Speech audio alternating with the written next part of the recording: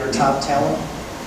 When your top talent isn't being coached and developed, mentored, if they don't see a path forward, when I call them, they're gone.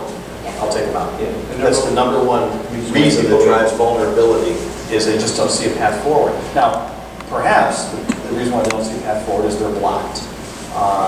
You know, as a young CEO who's only been in the role he or she's been in the role for a year or two, and they're not going to step up into that role, and that's okay. They can still be developed.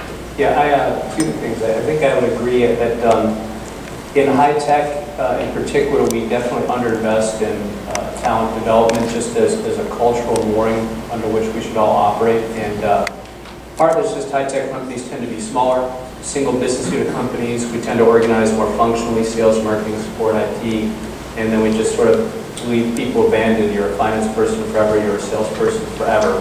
And then one day, suddenly you're supposed to be CEO and kind of get it all. And the training and the stuff you do a few times a year is definitely high value. This takes you out of your day job and it's illuminating.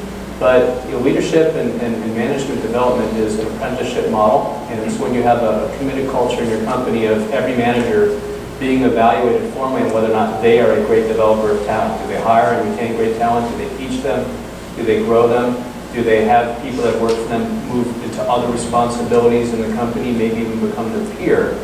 When you have that kind of a culture of evaluation, then you will get better management just because you're emphasizing it.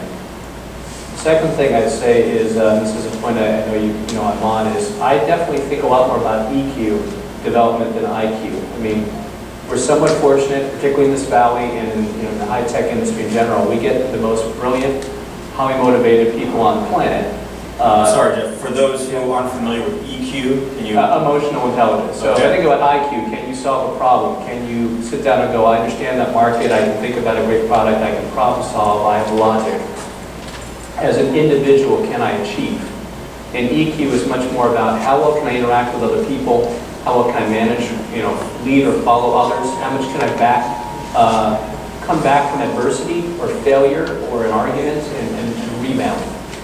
And self-awareness. And self-awareness of what you do well and what you do poorly. I can tell you, for every time I've seen somebody fail or have to go because they literally could not master the domain expertise or whatever the job was or the next job up that they promoted into, 20 or 30 people have gone because they had the domain expertise but couldn't handle the people stuff, particularly if they come from more of a techie bent. And these are learned skills. And so I have always had the benefit of the riches of I hire the smartest athletes I can.